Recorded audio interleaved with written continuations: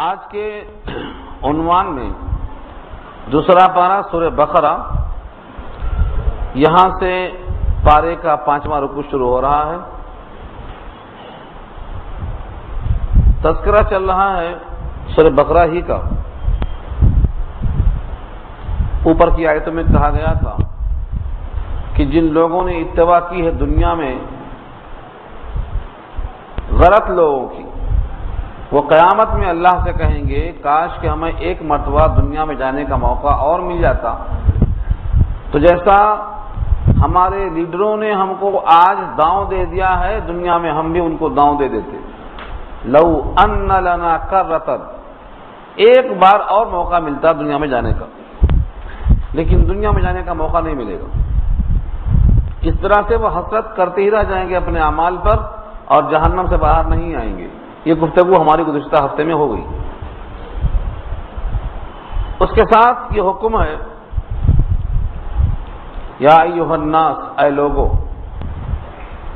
کلوا من الطیبات، کلوا مما فی الارض، کھاؤ اس چیز میں سے جو اللہ نے زمین سے نکالا ہے بطور حلال اور طیب کے۔ یہاں خطاب ایمان والوں سے نہیں ہے، یا ایھا الناس سے ہے، کیونکہ ہر انسان زمین سے ہی کھاتا ہے، چاہے وہ گاتا کسی اور کی ہو لیکن کھاتا زمین سے، چاہے سجدہ کسی کو کرتا ہو، کسی کو معبود مانتا ہو، لیکن کھاتا زمین سے ہی ہے۔ اور زمین سے غلہ نکالنے والا دوسرا کوئی نہیں ہے سوائے ایک ذات کے۔ کروڑوں کو سجدہ کیا جاتا ہے لیکن ان میں کوئی بھی زمین سے غلہ نکال کر دینے پر قادر نہیں ہے۔ اس لیے یہاں خطاب یا ایھا الناس سے ہے تاکہ ان کو احساس پیدا ہو، اے لوگوں کھاؤ اس میں سے جو زمین میں چیزیں موجود ہیں، حلالاً طیباً، دو صفتیں ہیں۔ پہلی شرط یہ ہے کہ وہ حلال ہو اور طیب ہو۔ زمین سے نکلنے والی ہر چیز حلال طیب ہوتی ہے جو زمین اگاتی ہے، لیکن یہاں اشارہ کیا ہے؟ مما فی الارض، جو کچھ زمین میں موجود ہے، چاہے اگی ہوئی ہو چاہے بنی ہوئی ہو، چاہے پلی اور بڑی ہوئی ہو، ان میں سے جو چیزیں حلال ہیں وہ کھاؤ اور پیو۔ مما فی الارض، جو کچھ زمین میں ہے، بکری بھی زمین میں ہے، کتا بھی زمین میں ہے۔ کتا نہیں کھا سکتے، بکری کھا سکتے، کیونکہ یہ حلال اور طیب ہے، وہ حلال طیب نہیں ہے۔ تو مما فی الارض کا مطلب جو کچھ زمین میں چیزیں موجود ہیں ان میں سے حلال اور طیب کھاؤ، حرام اور خبیث کو نہ کھاؤ۔ اس سے ایک بات معلوم ہوئی کہ زمین کی ہر چیز اللہ نے بنائی ہے، لیکن اس میں سے بعض طیب اور حلال ہیں اور بعض طیب نہیں ہیں، ان کو ہمیں نہیں کھانا ہے۔ جس کو اللہ چاہے حلال بنائے، جس کو چاہے اللہ حرام بنائے، حرام و حلال بنانے کا اختیار صرف اللہ کو ہے۔ جو چیز حلال ہے وہی طیب ہے، جو طیب ہے وہ حلال ہے۔ ایسا نہیں ہے کہ حلال کچھ اور ہے طیب کچھ اور ہے، دونوں ساتھ ساتھ۔ اور آگے جو جملہ ہے اس کو آپ اسے جوڑیں، وَلَا تَتَّبِعُوا خُطُوَاتِ الشَّيْطَانِ، اور نہ چلو شیطان کے نقش قدم پر۔ شیطان کے قدم بقدم مت چلو۔ خطوات جمع ہے، خطوہ کہتے ہیں دو پیروں کے بیچ کی جگہ کو، اس سے پہلے لفظ آ چکا ہے۔ دونوں پیروں کے درمیان جو گیپ ہے، وقفہ ہے، جگہ خالی ہے، اس کو خطوہ کہتے ہیں۔ شیطان کے نقش قدم پر مت چلو، حالانکہ شیطان کو آج تک کسی نے دیکھا ہی نہیں۔ اس کا نقش قدم کیا دیکھے گا؟ شیطان کو ہی نہیں دیکھا۔ شیطان ان چیزوں میں سے ہے ہی نہیں جن کو دیکھا جا سکے، لیکن حکم یہی ہے کہ شیطان کے نقش قدم پر مت چلو۔ وَلَا تَتَّبِعُوا خُطُوَاتِ الشَّيْطَانِ۔ اب سوال یہ ہے کہ شیطان کا خطوہ، نقش قدم، نشانات، قدم بقدم سے مراد کیا ہے؟ اللہ نے کہا ہے حلال اور طیب کھاؤ، اور شیطان کہتا ہے چاہے جو ملے کھاؤ۔ اگر چاہے جو ملے کھاؤ تو شیطان کے نقش قدم پر چلنا ہو گیا. ورنہ اس آیت میں زمین میں جو کچھ ہے اسے کھاؤ پاکیزہ اور حلال سمجھ کر شیطان کی اتباع مت کرو، دونوں میں جوڑ کیا ہے؟ شیطان کی اتباع مت کرو، اس جملے کا اشارہ یہ ہے کہ اگر تم نے زمین میں سے حلال اور طیب کا انتخاب نہیں کیا، بلکہ یہ چاہے وہ حلال ہو یا حلال نہ ہو، طیب ہو یا طیب نہ ہو، بلا امتیاز کھانا شروع کر دیا تو تم نے گویا شیطان کے نقش قدم پر چلنا شروع کر دیا. اور انسان کے لیے سب سے زیادہ قدم ڈگمگانے والا عمل یہی ہے. اگر اس کا کھانا حلال اور طیب سے ہٹ گیا اور اس معاملے میں شیطان کی اتباع اس نے کر لیا تو اس کی ساری عبادتیں عکارت. حرام غذا سے پلنے والا جسم جہنم اس کا زیادہ حقدار ہے. حدیث کے الفاظ ہیں، فرمایا نبی صلی اللہ علیہ وسلم نے من نبت بالحرام فهو اولا بالنار. جو انسان کا جسم تیار ہوا ہے حرام غذاؤں سے، جہنم اس جسم کا زیادہ حقدار ہے. یہی شیطان کی اتباع سے یہاں مراد ہے. اور اللہ نے واضح کر دیا انہ لکم عدو مبین، بے شک شیطان تمہارے لیے کھلا دشمن ہے. دشمن ہے کہنا کافی ہے، لیکن دشمن کے ساتھ کہا مبین، کھلا دشمن ہے. ایک چھپا دشمن ہے، ایک کھلا دشمن ہے. چھپا ہوا دشمن پھر بھی قسم پوشی کے لائق ہو سکتا ہے، لیکن کھلا ہوا دشمن تو کھلم کھلا تمہارے سامنے ہے، پھر تم اس کی اتباع کیسے کرو گے؟ تو دشمن دو قسم کے ہوتے، ایک کھلم کھلا دشمنی کرنے والے جو شیطان کے مانند آج بھی ہیں، ان سے تمہیں دوستی کرنا گزارش کرنا ہے، تم ان سے دوستی نہیں کر سکتے. شیطان دشمن کھلا کیسے ہے؟ ہم نے جب آج تک اس کو نہیں دیکھا تو دشمن کھلا کیسے؟ اشارہ ہے وہاں تک چلو. جب اللہ تعالیٰ نے آدم کو معبود حقیقی کے حکم سے مسجود بنایا گیا، یعنی قبلہ بنایا گیا، اور سب سے کہا کہ آدم کو سجدہ کرو، ہر شخص نے آدم کو سجدہ کر لیا، یعنی فرشتوں نے. لیکن ابلیس نے انکار کیا، کہا میں سجدہ نہیں کروں گا، کیونکہ یہ مٹی سے بنا ہے، مٹی کو اوپر پھینکیں گے تب بھی نیچے آئے گی، اس میں پستی ہے، اور میں آگ سے بنا ہوں، نیچے گڑھے میں جلائیں گے تو بھی شعلے اوپر جائیں گے. خلقتنی من نار وخلقتہ من طین، اس کو مٹی سے مجھ کو آگ سے، میں بلند ہوں وہ کمتر ہے، میں سجدہ نہیں کرتا. اللہ کی جناب میں انکار کیا، مردود ہو کر باہر پھینک دیا گیا. اس نے کہا میں آپ کو یہ وارننگ دیتا ہوں. کیا کہا؟ یہ آدم جس کے وجہ سے مجھے مردود ہونا پڑا، اس آدم کو اور آدم کی اولاد کو میں دیکھ لوں گا، میں جہنم میں تنہا نہیں جاؤں گا، میں ان کو پوری کوشش کروں گا کہ ساتھ لے کے جاؤں. اللہ کے سامنے اس طرح تحدی اور چیلنج کیا اس نے، اور آج تک اس پر قائم ہے. اسی لیے اس شیطان کو اللہ نے تمہارا کھلا دشمن کہا ہے، چیلنج کیا ہوا دشمن. انہ لکم عدو مبین، وہ تمہارا کھلا ہوا دشمن ہے. جو تمہارا کھلا ہوا دشمن ہے اور وہ چاہتا یہ ہے کہ تم کو جہنم میں لے کے جائے، اور تم حرام غذا کھاؤ گے تو اس کا حقدار جہنم بنے گا. تو تم پر لازم ہے کہ دشمن کو پہچانو، اس کی آرزوؤں کو پہچانو، اس کی اتباع کو پہچانو، اور اس سے انحراف کر کے حلال طیب غذا پر قناعت کر لو. کیونکہ یہ 50 سال 100 سال اگر تم نے حلال پر قناعت کر لیا، حرام سے بچ گئے، تو دائمی جنت کے حقدار بن جاؤ گے. اور اگر تم نے اس 50 سال 60 سال میں شیطان کی اتباع کر لیا اور کھلے دشمن کے نقش قدم پر چل لیا، تو اس کے ساتھ ساتھ تم کو جہنم میں چلنا پڑے گا. یہ ہے خلاصہ. شیطان کھلا دشمن ہے، وہ کیا چاہتا ہے اور کیا اس کی خواہش ہے. جب وہ کسی سے دوستی کرتا ہے تو کیا حکم دیتا ہے، کون سا کام پسند کرتا ہے. آگے کی آیت میں واضح کیا اللہ، انما یامرکم بالسوء والفحشاء، یہ شیطان کا کام ہے. انما یامرکم، اس کے سوا اور کچھ نہیں کہ وہ تو تم کو حکم کرے گا بالسو برائی کا، والفحشاء گندگی کا۔ سو ان کے معنی برائی اور فحشاء ان کے معنی بے حیائی، گندگی۔ یہ دونوں کام کا حکم کون دیتا ہے؟ شیطان۔ ان دونوں کام کا حکم اللہ نہیں دیتے۔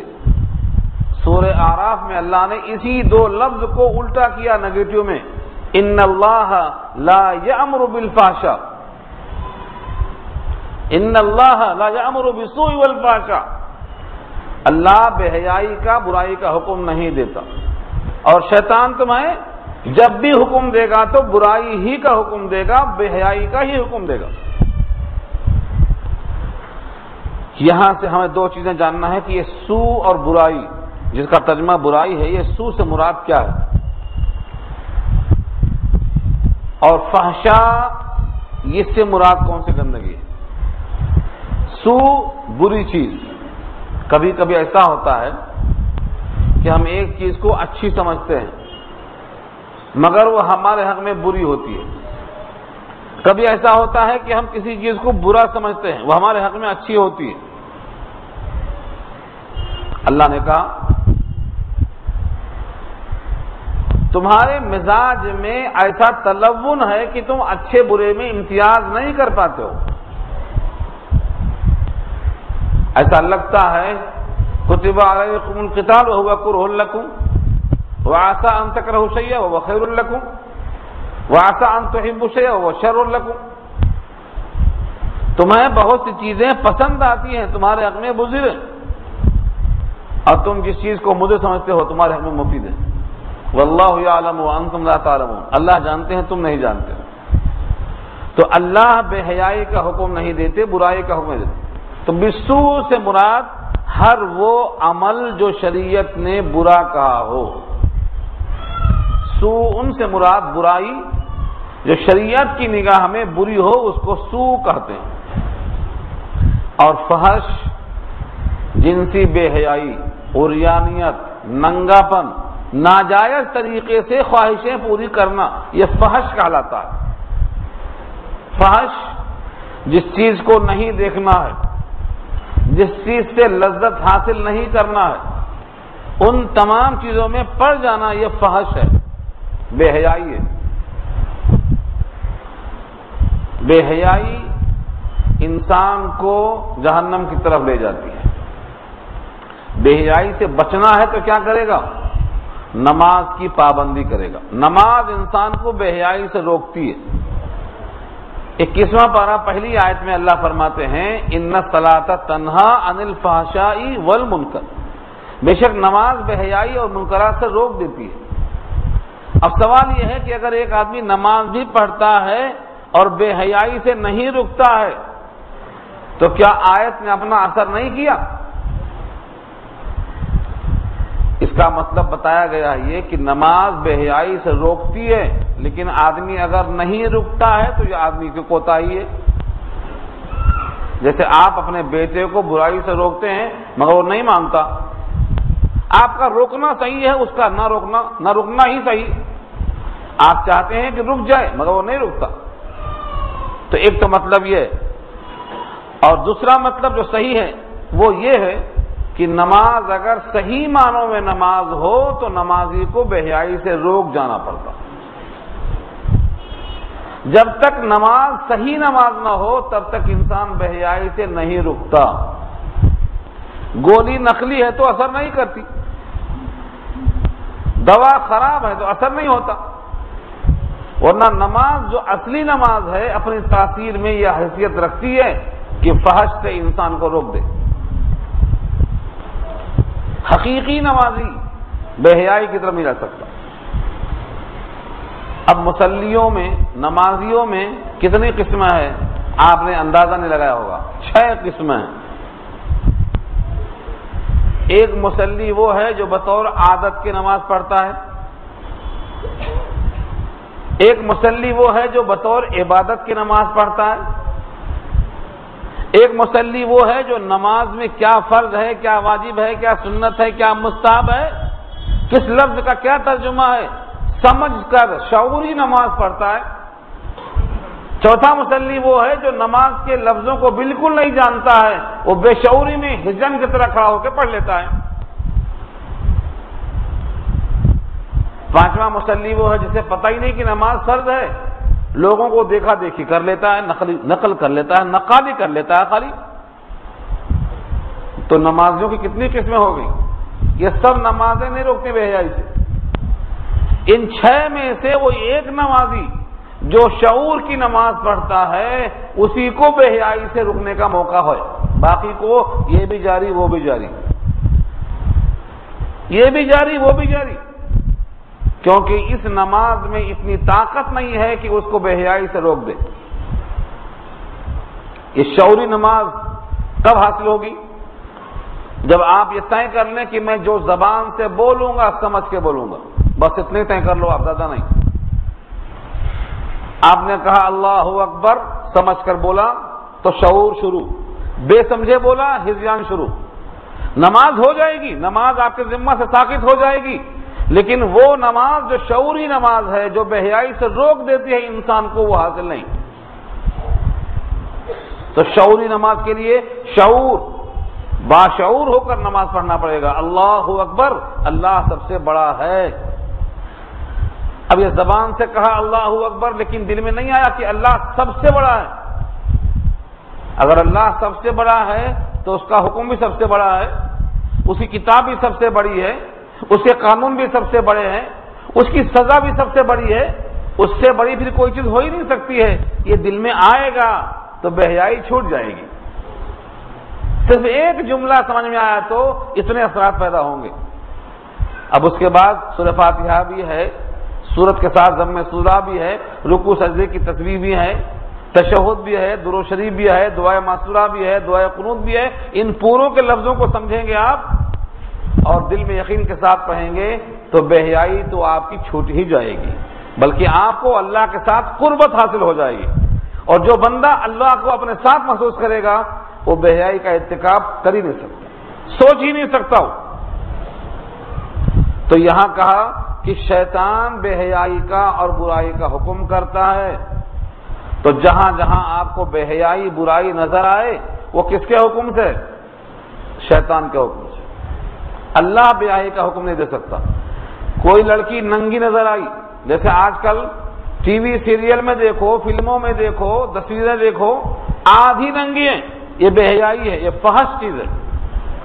بیوٹی پارلر کے اطراف جا کر تصویروں کو دیکھو، یہ فحش تصویر، یہ سب کس کے حکم سے ہے؟ یہی دیکھ لو، یہ آیت پڑھ لینا۔ یہ بے حیائی کا حکم کون دیتا ہے؟ شیطان۔ برائی کا حکم کون دیتا ہے؟ شیطان۔ جہاں جہاں ایسی گندی تصویریں ہوں، فحش لٹریچر ہوں، ان تمام جگہوں کو سمجھ جانا کہ یہ سب شیطان نے سجا رکھا ہے دکانوں کو۔ اسی واسطے کہا ہے کہ مسجد بہترین مقام ہے، دنیا میں جتنی جگہ ہیں ان سے بہترین جگہ مسجد ہے، اور بدترین جگہ بازار ہے، کیونکہ وہ شیطان نے اڈا کھول رکھا ہے اپنا۔ تو اس آیت سے معلوم ہوا کہ شیطان کھلا دشمن ہے، اور دشمنی کو انہیں پورا کرنے کے لیے کیا کرتا ہے؟ بے حیائی کا، برائی کا حکم دیتا ہے۔ اور جو لوگ بے حیائی کرتے ہیں، برائی کا ارتکاب کرتے ہیں، یہ گویا شیطان کا شکار ہو گئے۔ حدیث میں آتا ہے جو بکریوں کے ریوڑ سے الگ الگ چلتی ہے، بھیڑیا انہیں پہلے لیتا۔ جب بھیڑیا آتا ہے تو جو بکری دنگل سے الگ ہے اس کو پہلے حملہ کر کے لیتا ہے۔ تو جو مسلمان الگ تھلگ ہونا چاہتا ہے، نمازوں کی جماعت میں حاضر نہیں، جمعہ میں حاضر نہیں، مسلمانوں کی دینی محفلوں میں حاضر نہیں، تو شیطان اس کو پہلے اچک لیتا ہے، شکار دکھتا ہے۔ وہ من شذ فی النار، جو الگ ہوا گیا جہنم میں۔ اس لیے کہا ہے تم پر لازم ہے جماعت کے ساتھ رہنا ہے۔ فرض نماز پڑھنے گئے، آپ تنہا ہیں، بھول گئے، نماز پوری چلی گئی۔ امام کے ساتھ ہیں تو 4 پیچھے ٹوکنے والے ہیں، سجدہ سہو کر لے گا، نماز درست ہو جائے گی۔ لیکن تنہا پڑھنے والا بھول گیا تو کون ٹوکنے والا ہے؟ اس لیے تنہا پڑھنے والے کی نماز خطرے میں رہتی ہے۔ جماعت سے پڑھنے کا حکم. سب سے بہترین مقام مسجد، بدترین مقام بازار. لیکن بازار میں دل لگتا ہے، کیوں؟ وہاں گندی تصویریں، ننگے پن کے ساتھ عورتوں کا چلن پھرن. آج تو یہ حال ہو گیا ہے کہ ان کو شرم نہیں آتی، ان کو دیکھ کر دیکھنے والوں کو شرم آ جاتی ہے. اس سے اچھے الفاظ اور نہیں ہے میرے پاس. ان کو دیکھ کر ان کو شرم نہیں آتی. خدا جانے کہ یہ بے حیائی کہاں سے پیدا ہو گئی. دل کے اندر سے جو آدمی میں شرم و حیا کا جذبہ ہوتا ہے وہ کہاں چلا گیا؟ حدیث میں آتا ہے اذا فاتک الحیا فافعل ما شئت. اگر تیرے اندر سے حیا نکل گئی تو تو جو چاہے کر سکتا ہے. اذا فاتک الحیا فافعل ما شئت. اگر تیرے اندر حیا نکل گئی تو تو جو چاہے کر سکتا ہے. کئی لوگوں کے واقعات لکھے ہیں، واقعات سنانے کا وقت نہیں ہے، لیکن یہ بات طے شدہ ہے کہ آج شرم و حیا کا پیکر جن کو جانا جاتا تھا ان میں شرم و حیا کا جز بھی باقی نہیں ہے، ختم. اور شیطان کا تیر یا شیطان کا جال جس سے وہ شکار کرتا ہے لوگوں کو شاید خبر نہیں ہے. اس سے پہلے بات آ چکی ہے. فرمایا نبی صلی اللہ علیہ وسلم نے النساء حبالۃ الشیطان، عورتیں شیطان کا جال ہیں. وہ جب دیکھتا ہے کہ عورت گھر سے نکلی ہے برہنہ ہو کر، بے لباس ہو کر یا نیم اریاں ہو کر، تو سمجھتا ہے کہ میرا جال میرے ہاتھ آ گیا. اب وہ پھینکتا ہے اسی کو. جس پر وہ جال ڈالتا ہے سب پھنس جاتے ہیں. یہ شیطان جیسے ایک مچھلی پکڑنے والا جال پھینکتا ہے، شیطان بھی ایسے جال پھینکتا ہے. اور یہ جال کمزور نہیں ہے. فرمایا سید الانبیاء محمد مصطفیٰ صلی اللہ علیہ وسلم نے میں نے اپنے بعد کوئی فتنہ اس سے زیادہ مضر نہیں چھوڑا ہے مردوں کے حق میں جو عورتوں سے زیادہ خطرناک ہو. ما ترکت فتنة اضر علی الرجال الا النساء. یہ شیطان جس سے شکار کرتا ہے یہ سب سے مضر شکار کرنے کا ذریعہ ہے مردوں کے حق میں. اس لیے یہ بے حیائی کا جو حکم دینے والا ہے یہ شیطان، اس کے شکار ہونے والے شیطان کے معاون اور جن کے ذریعے سے وہ شکار کرتا ہے وہ نیم برہنہ عورتیں. گھر سے کوئی نکلنے والی خاتون اگر پیروں کی آواز کی جھنکار سے دوسروں کو مائل کرتی ہے، اپنی خوشبو سے دوسروں کو معطر کرتی ہے، تو حضور نے فرمایا کہ وہ ایسی اور ویسی ہے. مائلات ممیلات. ایسی عورت جنت میں نہیں جائے گی بلکہ جنت کی خوشبو بھی نہیں پائے گی. جبکہ جنت کی خوشبو 100 برس کی دوری تک آتی ہے. اگر کوئی آدمی 100 برس تک چلتا رہے تو کتنا دور چلے گا؟ گھوڑے پر سوار ہو کر 100 برس چلتا جائے، اتنی دور تک جنت کی خوشبو آتی ہے، مگر یہ عورت خوشبو بھی نہیں پائے گی. اور آج کثرت اسی بات کی ہے.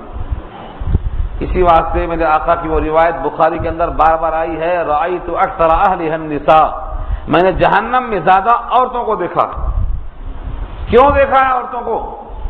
اسی وجہ سے دیکھا ہے. عورتوں پر لازم یہ ہے کہ وہ شریعت کے حدود میں رہیں، اور مردوں کو لازم ہے کہ شیطان کا شکار نہ بنیں، بے حیائی کے ارتکاب سے دور رہیں. اللہ نے حلال اور طیب طریقے سے جنسی خواہشیں پوری کرنے کا حکم دیا ہے اور کوئی شرط نہیں لگایا ہے. صرف یہ شرط لگایا ہے کہ تم 2 گواہوں کی موجودگی میں ساتھ رہنے کا اقرار کر لو، نبھانے کی طے کر لو. یہ عارضی فائدہ اٹھانے کی مت سوچو. غیر مصافحین، غلام التخذی اخدان، چھپ کر دوستیاں مت کر لو. یہ عارضی پانی کا بہانہ نہیں ہے بلکہ مستقل ساتھ رہنے کا نبھا لو. جائز ہے تمہارے واسطے، انتخاب کر لو شریک حیات کا. 1 نہیں، 2 نہیں، 3 نہیں، 4 نہیں. کس نے روکا ہے آپ کو؟ اللہ نے کہا ہے کہ اس نے روکا نہیں ہے. جتنا چاہے تمہارے حق میں اللہ نے کھول دیا دروازہ. فانکحوا ما طاب لکم، جو پسند ہے نکاح کر لو. نکاح لوگ نہیں کرتے. کیوں؟ نکاح کریں گے تو جائیداد بٹتی ہے، اور نکاح نہیں کریں گے یوں ہی کرتے رہیں گے تو صرف جسم بٹتا ہے. جسم بٹنے پر عورت کو بھی اعتراض نہیں ہوتا ہے، لیکن جائیداد بٹنے پر سب کو اعتراض ہوتا ہے۔ یہ وجہ ہے آج معاشرے کی گندگی کی۔ دوسری شادی کر کے آیا تو پورا خاندان خفا، اور روز جا کے آتا ہے بے حیائی کرنے پہ تو کوئی خفا نہیں، اس لیے کہ جائیداد کی محبت زیادہ ہے، گناہ سے بچنے کی فکر کم ہے۔ یہ اس کی وجہ یہ آدمی کو گناہ گار ہونے سے بچانا چاہیے۔ جائیداد تو بڑھتی ہے اور بٹنے والی چیز ہے، اور قیامت تک بڑھتی ہی رہے گی۔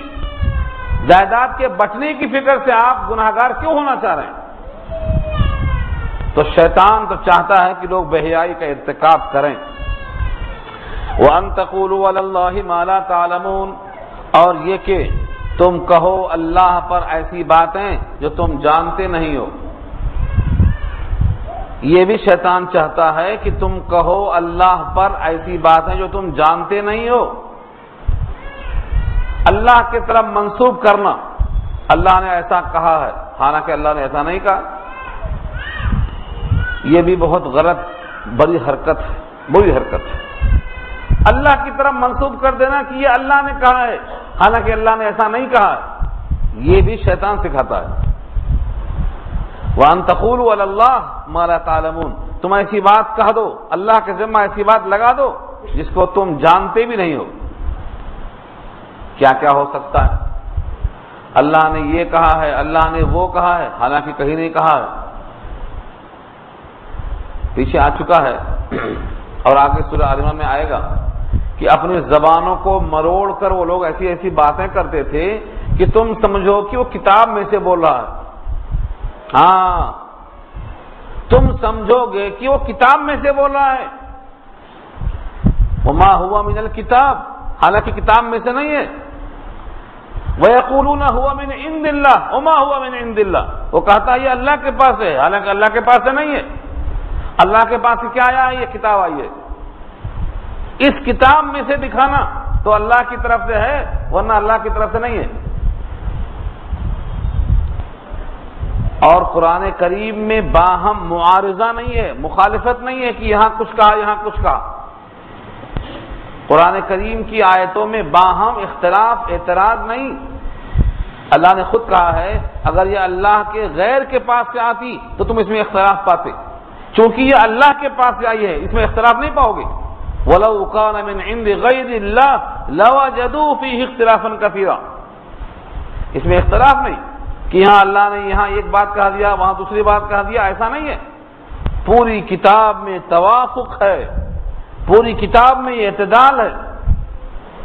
اللہ کے ذمہ اللہ کی طرف کوئی بات منسوب کرنا ہے تو وہ اللہ کی کتاب میں ملنا چاہیے۔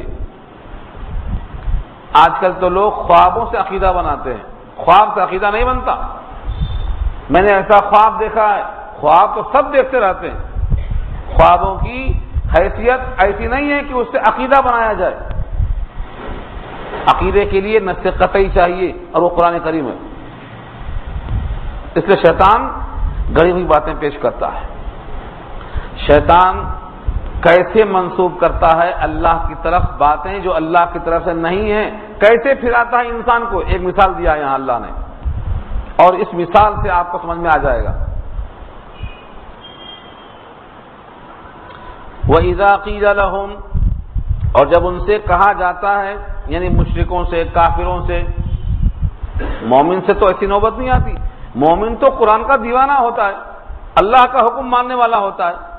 جب ان سے کہا جاتا ہے یعنی مشرکوں سے، وَإِذَا قِيلَ لَهُمُ اتَّبِعُوا مَا أَنزَلَ اللَّهُ، جب ان سے کہا جاتا ہے کہ اتباع کر لو اس کتاب کی جو اللہ نے اتارا ہے، ما انزل اللہ کتاب قرآن کریم، قالو، تو جواب میں کیا کہتے ہیں وہ؟ قالو، وہ کہتے ہیں بل نتبع ما الفینا علیہ آباءنا، بلکہ ہم تو اتباع کریں گے اس طریقے کی جس پر ہم نے اپنے باپ دادا کو پایا ہے۔ آباؤنا، باپ دادا، کہا جاتا ہے آؤ اس قرآن کی اتباع کر لو جو اللہ نے اتارا ہے، تو جواب میں کیا کہتے ہیں؟ ہم کو اتباع کرنا ہے اس کی جس پر ہم نے باپ دادا کو پایا ہے۔ یہ باپ دادا کو پایا ہے، یہ سکھلا رہا ہے کون؟ شیطان سکھلا رہا ہے۔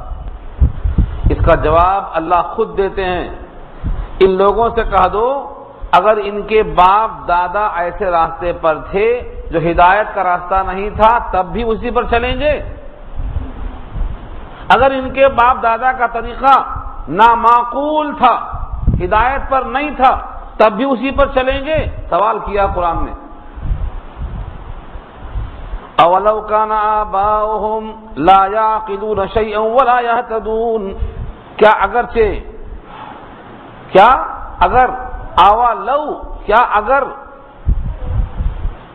ان کے آبا و اجداد لا یعقلون شیئا کہ کچھ بھی عقل نہیں رکھتے تھے، کچھ بھی سمجھتے نہیں تھے، گمراہی کیا ہے، ہدایت کیا ہے، شریعت کیا ہے، جہالت کیا ہے، ولا یہتدون اور خود ہدایت یافتہ وہ نہیں تھے،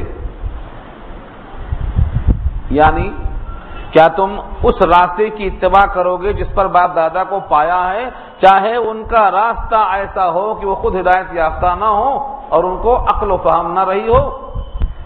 اس سوال جواب سے کیا سمجھ میں آ رہا ہے کہ آبا و اجداد کی اتباع اس وقت جائز ہے جب وہ خود سیدھے راستے پر ہوں، وہ شریعت کے مطابق ہوں تو ان کی اتباع جائز ہے۔ بلکہ اس سے پہلے درس میں نے مثال دی تھی، آبا و اجداد کی اتباع باعث فخر ہے بشرطے کہ وہ قرآن کے مطابق رہے ہوں، بلکہ یہ فخر کی چیز ہے۔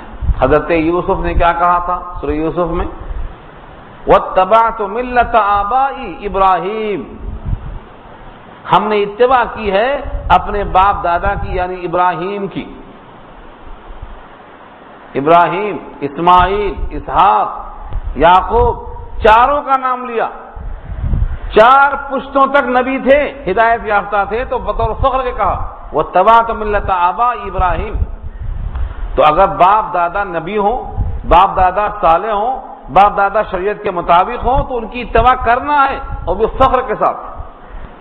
لیکن اگر باپ دادا ایسے ہوں لا یہتدون، ہدایت پر نہ رہے ہوں، لا یعقلون شیئا، کسی بات کو سمجھتے نہ رہے ہوں، حقیقت سے بہت دور رہے ہوں، تو ان کی اتباع کرنا ان کے ساتھ جہنم میں جانے کے برابر ہے۔ وہاں پر آپ کو حکم نہیں ملے گا، جیسے حضرت ابراہیم نے خود کہا اپنے باپ آزر سے، وَإِذْ قَالَ إِبْرَاهِيمُ لِأَبِيهِ آزَرَ أَتَتَّخِذُ أَصْنَامًا آلِهَةً، سورہ انعام کی آیت ہے۔ ابراہیم نے اپنے باپ آزر سے کہا کیا آپ بتوں کو معبود بناتے ہیں؟ بتوں کو معبود، جن بتوں کو خود پیدا کیا ہے آپ نے، جن بتوں کو خود اپنے ہاتھوں سے بنایا ہے آپ نے، ان کی اتباع کرتے ہیں، ان کو معبود سمجھتے ہیں؟ کیا مطلب ہوا؟ یہ اپنی مخلوق ہے، ہم نے ان کو بنایا ہے، لہذا یہ ہمارے خالق نہیں ہو سکتے، ہماری مخلوق ہے۔ یہ ابراہیم نے اپنے باپ کی اتباع نہیں کی، کیوں؟ کیونکہ وہ باطل پر تھے۔ ابراہیم نے اپنے باپ کی اتباع نہیں کی بلکہ سلام علیہ کہہ کر گھر سے نکل گئے، چھوڑ دیا گھر کو، اور پہلے سمجھانے کی کوشش کیا، یا ابتی لا تعبد الشیطان، یا ابتی انی قد جاءنی من العلم، یا ابتی انی اخاف ان یمسک عذاب من الرحمن، یا ابتی 5 دفعہ آیا ہے سورہ مریم 16واں پارہ۔ سمجھا کے تھک گئے، آخر کار جب نہیں مانے تو کہا سلام علیک، چلتا ہوں میں، اب چل دیا گھر چھوڑ کر۔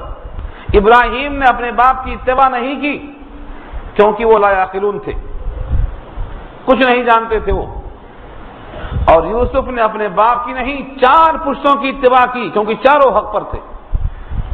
اس سے وصول نکلتا ہے کہ اگر باپ دادا پردادا شریعت کے مطابق ہوں تو ان کی اتباع کرنا ہے، اور شریعت کے خلاف ہوں تو ان کی اتباع نہیں کرنا ہے، ان کے حق میں دعائے خیر کرنا ہے، ان کے واسطے ہدایت کی دعا مانگنا ہے۔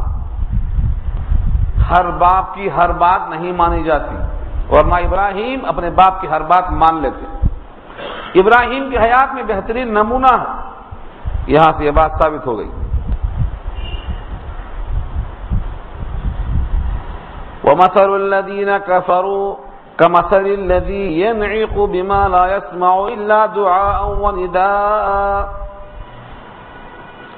ان کافروں کی مثال مثال ہے ان کی جنہوں نے کفر کیا، یعنی نافہمی میں، کم فہمی میں، یا بے شعوری میں، یا بے عقلی میں، ان کی مثال جنہوں نے کفر کیا اس جانور کی مثال کی طرح ہے، الذی ینعق بما لا يسمع الا دعاء و نداء۔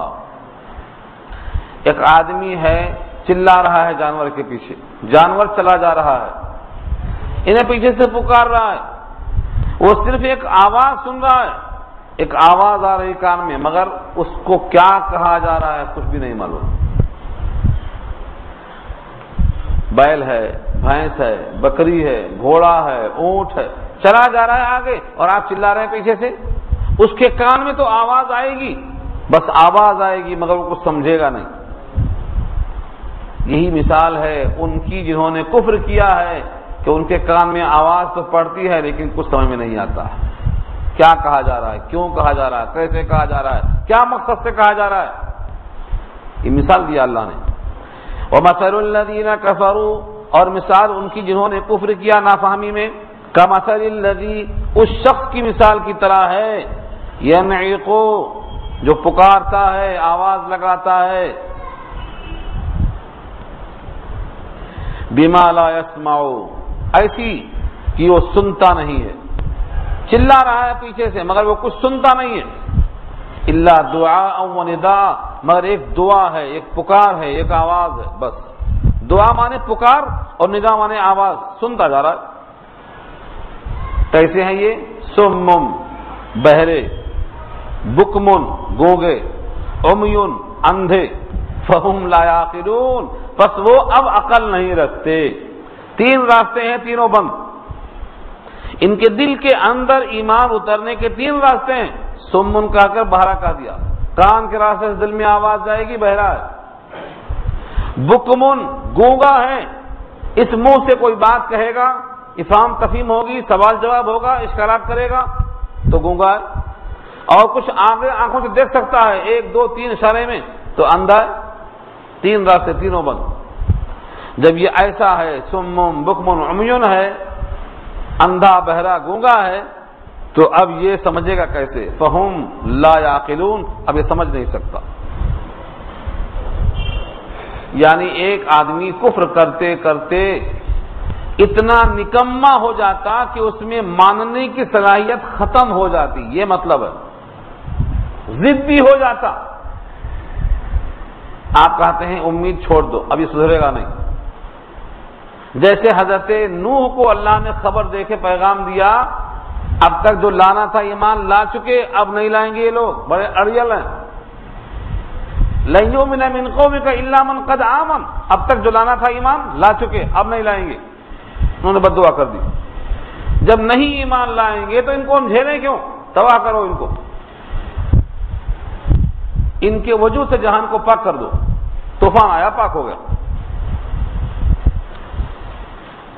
اس لیے اشارہ یہ ہے ایمان والوں سے بار بار کہ تم مومن ہو، کتاب تسلیم کر چکے ہو، اس کتاب کے مطابق تمہیں جو حکم ہے اسے کرو۔ یا ایھا الذین آمنوا، اے وہ لوگ جو ایمان لے آئے ہو، کلوا من الطیبات، کھاؤ پاکیزہ چیزوں میں سے۔ بار بار کیوں آ رہا ہے یہ؟ کلوا من الطیبات، من طیبات ما رزقناکم، جو تم کو ہم نے رزق دیا ہے اس میں سے طیب کو کھاؤ۔ واشکروا للہ، اور شکر ادا کرو اللہ کا۔ ان کنتم ایاہ تعبدون، اگر ہو تم اسی کی بندگی کرنے والے تو اس کھانے پینے پر تمہیں اس کا شکریہ ادا کرنا ہے۔ شکر کیسے ادا ہوگا؟ صرف زبان سے کہہ دیا نہیں، دل میں احساس ہو میرے مالک نے میرے واسطے روزی کا اور روٹی کا اور پانی کا انتظام کیا ہے، ہر لقمے پر اس کا احساس، یہ احساس کافی ہے۔ اپنے مالک کے تصور کو رکھ کر کھانا کھانا یہی شکر ہے۔ اس بات کا احساس کہ میں تمام نعمتوں کو گن بھی نہیں سکتا تو تمام نعمتوں کا شکریہ کیسے ادا کر سکتا ہوں، اس احساس کا نام شکر ہے۔ اب جو چیزیں طیب ہیں وہ تو بہت زیادہ ہیں، لیکن جو طیب نہیں ہیں بلکہ خبیث اور گندی ہیں وہ بالکل محدود ہیں۔ اس کو اللہ نے کہا دیکھو یہ فلاں فلاں فلاں چیزیں مت کھاؤ، باقی کھا لو۔ جنت میں آدم سے کہا تھا جنت پوری تمہارے لیے ہے، ایک درخت نہیں کھانا، ایک درخت نہیں کھانا۔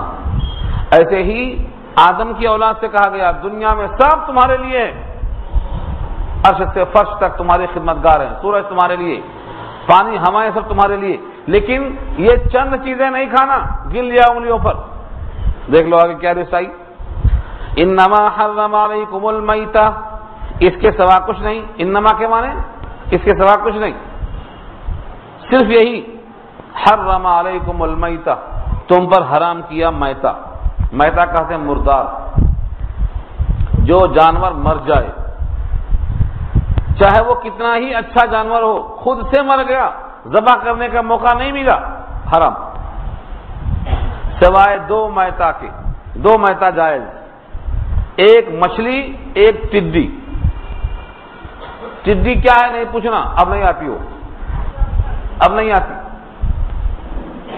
احلت لنا میتتان السمک والجراد، مچھلی اور ٹڈی جائز ہے، ٹڈی سے امت محروم ہے، اللہ کی مرضی ہے، اب اوپر سے آتی تھی اب نہیں آتی، جسے من اور سلوا نہیں آتا ٹڈی بھی نہیں آتی۔ مچھلی ہے، مچھلی جائز ہے مر جانے کے باوجود، لیکن مچھلی میں ایک مچھلی ہے جس کا نام سمک ٹافی ہے، جو پانی پر ایسا تیرنے لگتی ہے، پھول جاتی ہے، پھٹ جاتی ہے، اب وہ کھانا جائز نہیں۔ اگر مچھلی تازی ہے تب تو کوئی شبہ نہیں، لیکن تازی نہیں ہے، باسی بھی ہے، لیکن پانی کے اوپر تیرتی نہیں ہے بلکہ نیچے ڈوب جاتی ہے، تو ابھی درست ہے وہ، لیکن جب پانی پر تیرنے لگی تو اب ٹافی ہو گئی، تیرنے والی، اب جائز نہیں، وہ مردہ مچھلی بھی کھانا حرام۔ والدم، نمبر 2 خون، یہ خون یہاں پر اتنا ہی ہے، الدم ہے، دوسری آیت میں کہا ہے وہ دمم مسفوحہ، بہتا خون۔ اگر خون جامد ہے جیسے کلیجی اور تلی، یہ جائز ہے، یہ بھی خون ہے لیکن بہتا ہوا خون نہیں ہے، یہ جائز ہے، لیکن وہ خون جو بہتا ہوا ہے دمم مسفوح وہ حرام۔ آج کچھ لوگ ذبح کے موقع پر مٹی کے برتنوں میں اسے روک لیتے، روکتے ہی وہ جم جاتا، اسے کاٹتے اور کھاتے۔ اللہ نے ایمان والوں کو کہا ہے کہ یہ تمہارے واسطے حرام ہے، حرم، تم پر حرام کر دیا اللہ نے، خون نہیں کھا سکتے تم، حلال کا بھی حرام کا بھی۔ ولحم الخنزیر، خنزیر کا گوشت نہیں کھا سکتے۔ اب یہ بعد میں پوچھنا آخر اس میں خرابی کیا ہے، اگر خرابی سمجھ میں آئے تب مانیں گے آپ، نہیں تو نہیں مانیں گے۔ کائے کو پوچھ رہے ہیں یہ سب، یہ سوال ترچھا کائے کو؟ جتنے لوگ اس قسم کا سوال کرتے ہیں ایک معنوں میں اللہ کے حرام کیے ہوئے میں شبہ پیدا کرتے ہیں کہ آخر اس کو کیوں حرام کر دیا، ہے تو اچھا دکھ رہا، اللہ نے حرام کر دیا، اللہ کو خوب معلوم ہے اس جسم میں کیا مضر ہے کیا مفید ہے۔ اللہ فرماتے ہیں میاں تم کو معلوم ہے ہم کو نہیں معلوم۔ سورہ قلم پارہ 29 اور سورہ ملک پارہ 29 میں تو اور واضح کہا، فرمایا الا یعلم من خلق، کیا وہی نہیں جانتا جس نے پیدا کیا ہے، وہو اللطیف الخبیر، وہ تو باریک بین ہے۔ کمپنی والا جانتا ہے کہ یہ گاڑی پیٹرول کی ہے یا یہ گاڑی ڈیزل کی ہے، آپ بجائے پیٹرول کی اس میں گیس کا تیل ڈال رہے ہیں اور کہتے ہیں کمپنی والے سے تمہیں کیا معلوم، ہم چلا کے دیکھیں۔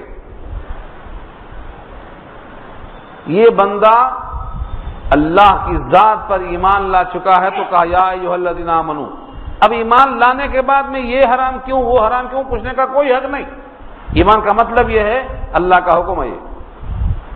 ہاں اس میں شک نہیں کہ اللہ نے جن چیزوں کو حرام کہا ہے یہ پورے خبائث ہیں، اس میں گندگی ہے، اس کا خبث ہم سمجھیں تب بھی اور ہمارے سمجھ میں نہ آئے تب بھی، کیونکہ نبی صلی اللہ علیہ وسلم کی شان نے لکھا ہے سورہ اعراف کی آیت 158 میں یحل لکم الطیبات ویحرم علیہم الخبائث، حرام چیزوں کو جو تم پر کیا ہے نبی نے وہ سب کے سب خبائث ہیں، گندی چیزیں ہیں، اور جو حلال کیا ہے وہ سب طیبات ہیں۔ تو بس سمجھ لو کہ یہ لحم خنزیر ہے، خنزیر کا گوشت حرام۔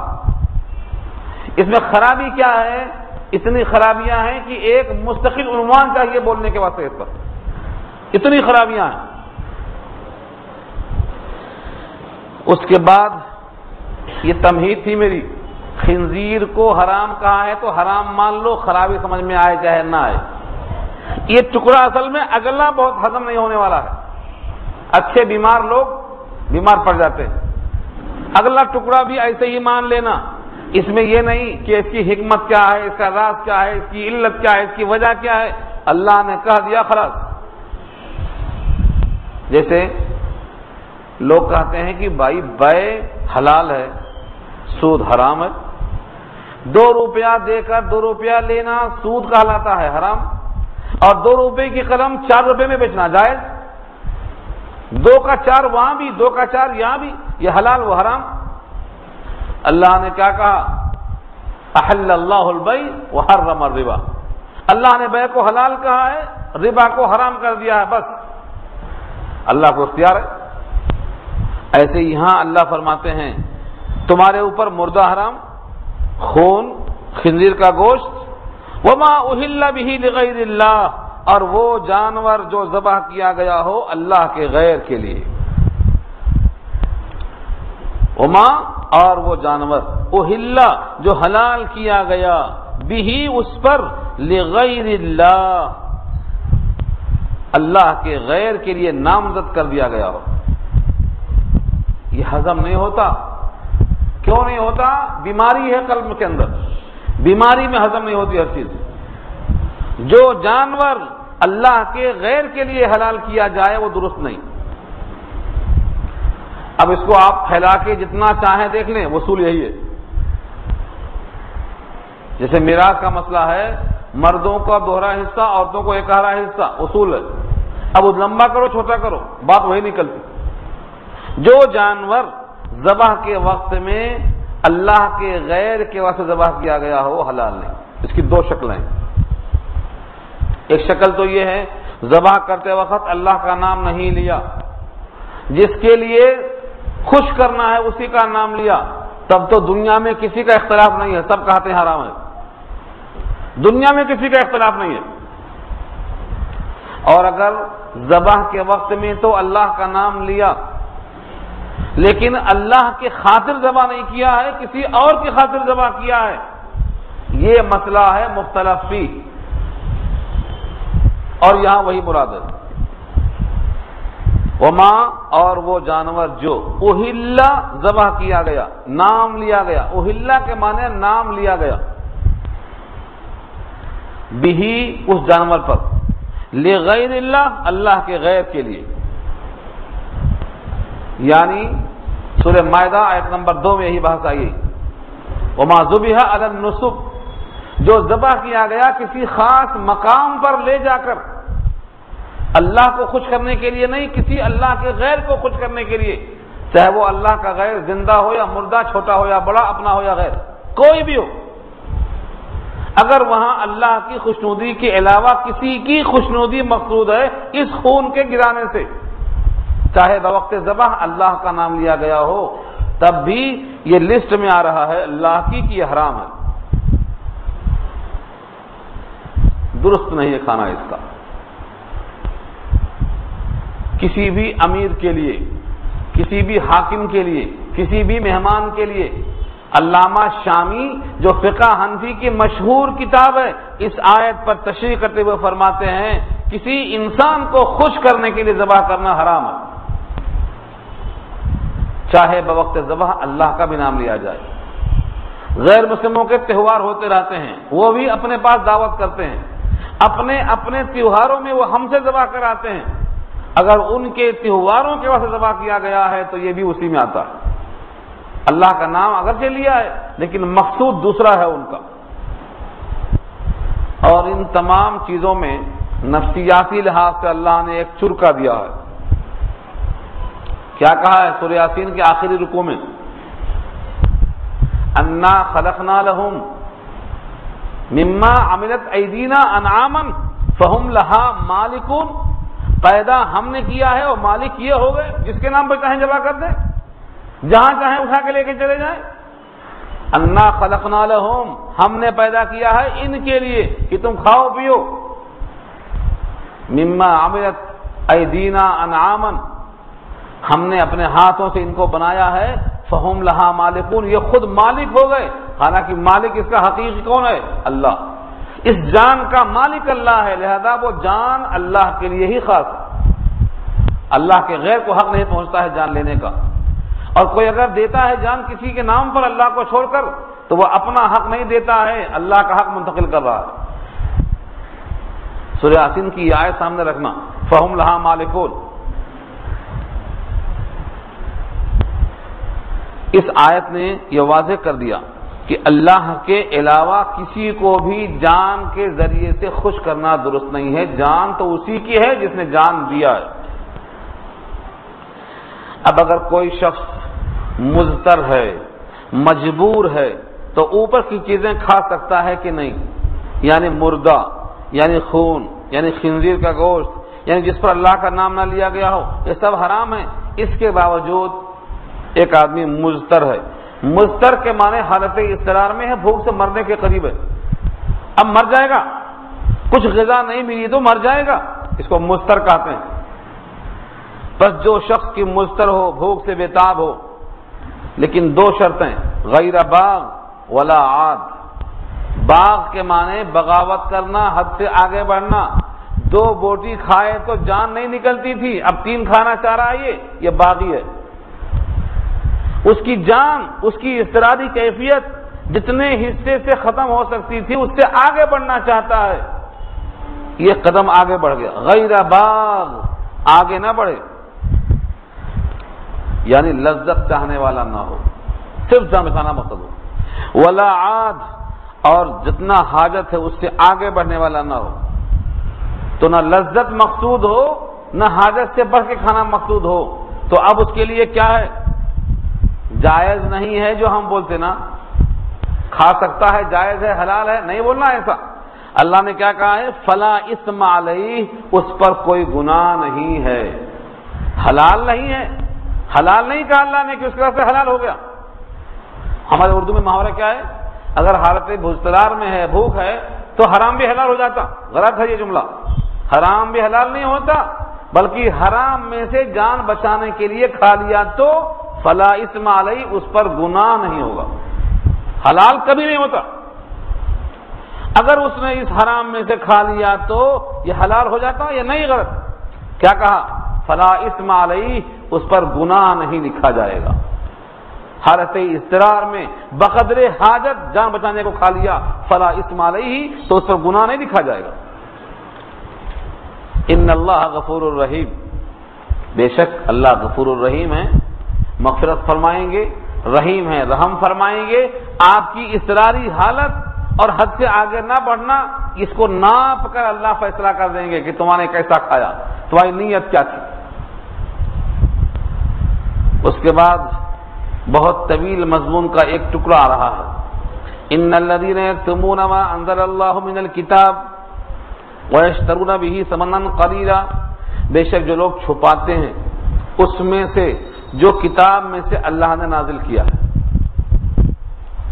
پوری کتاب میں سے چھپاتے ہیں جو لوگ، کیا چھپاتے ہیں؟ مطلب کی چیز چھپا دیتے ہیں، جو مرضی کے خلاف دکھائی دیا چھپا دیتے ہیں، پوری کلام پاک کی ہر آیت پر بات کرنے کو تیار نہیں ہوتے ہیں، کیوں؟ کہیں کہیں دم گھٹتا ہے ان کا۔ قرآن کریم نے ان کے لیے بڑی سخت وعید فرمائی، کیا فرمایا؟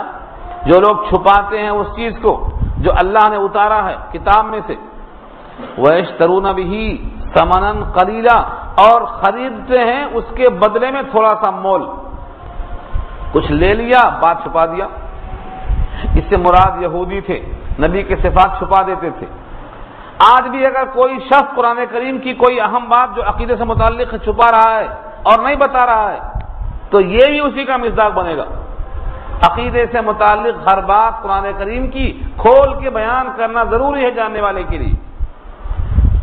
فرمایا کہ وہ لوگ جو تھوڑا سا مول لے رہے ہیں وہ کیا لے رہے ہیں؟ اولئک ما یأکلون فی بطونہم الا النار، وہی لوگ ہیں جو نہیں کھاتے ہیں اپنے پیٹ میں مگر آگ۔ کیا کھا رہے ہیں؟ آگ کھا رہے ہیں۔ کیوں؟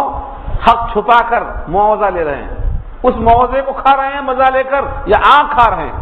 یعنی جہنم کا انگارہ کھا رہے ہیں۔ سزا کیا ہے ان کی؟ وَلَا يُكَلِّمُهُمُ اللَّهُ يَوْمَ الْقِيَامَةِ، قیامت کے دن اللہ ان سے بات نہیں کرے گا۔ اللہ اکبر، کیا سزا دیا! جس اللہ کے گھر میں جانا ہے، جس اللہ کی جنت سے فیضاب اٹھانا ہے، جن سے راضی ہونے کا اعلان سننا ہے، وہ اللہ کا اعلان ہے تم سے ہم بات نہیں کریں گے۔ ناراضگی کی انتہا ہے یہ۔ اللہ ان سے بات نہیں کریں گے، یعنی مہربانی کی بات نہیں کریں گے، ڈانٹ کے کریں گے چل جہنم میں، نرمی کی بات نہیں کریں گے۔ وَلَا يُزَكِّيهِمْ، ان کا تزکیہ بھی نہیں کریں گے کہ ان کو صاف پاک کر دیں۔ وَلَهُمْ عَذَابٌ أَلِيمٌ، اور ان کے لیے المناک عذاب ہے، دردناک سزا ہے ان کے لیے۔ یہ کون لوگ ہیں؟ اولئک الذین اشتروا الضلالۃ بالہدی، وہی لوگ ہیں جنہوں نے خریدا ہے گمراہی کو ہدایت کے بدلے، والعذاب بالمغفرہ، اور عذاب خریدا ہے مغفرت کے بدلے۔ فما اصبرهم علی النار، اللہ اکبر، فما اصبرهم علی النار، 175 نمبر کی آیت ہے۔ انہوں نے گمراہی کو حاصل کیا ہدایت کے بدلے، عذاب کو حاصل کیا مغفرت کے بدلے، بے صبری کی وجہ سے نا، تو اب جہنم کی آگ پر صبر کیسے آئے گا؟ فما اصبرهم علی النار، جہنم کی آگ پر صبر کیسے آئے گا؟ یہ سوال ہے۔ دنیا میں تھوڑا کھانے پر صبر نہیں آیا، دنیا میں حرام چھوڑنے پر صبر نہیں آیا، اللہ کی بات کھول کر واضح کرنے میں جو مال نہیں ملتا تھا اس مال کے نہ ملنے پر صبر نہیں آیا، آگ پر صبر کیسے آئے گا؟ فما اصبرهم علی النار ذالک بان اللہ نزل الکتاب بالحق، اس وجہ سے کہ اللہ نے اتارا ہے کتاب کو حق کے ساتھ، اور بے شک جنہوں نے اختلاف کیا ہے کتاب میں وہ کھلی گمراہی میں ہیں، دور کی گمراہی میں ہیں۔ وقت ہو گیا ہے، رکوع پورا ہو گیا ہے، لیکن آخر کی 2 آیتیں میں نے تیز دوڑا دیا ہے، انشاءاللہ حیات باقی رہی تو آئندہ اس کو پورا کیا جائے گا۔ دعا کر لیجیے۔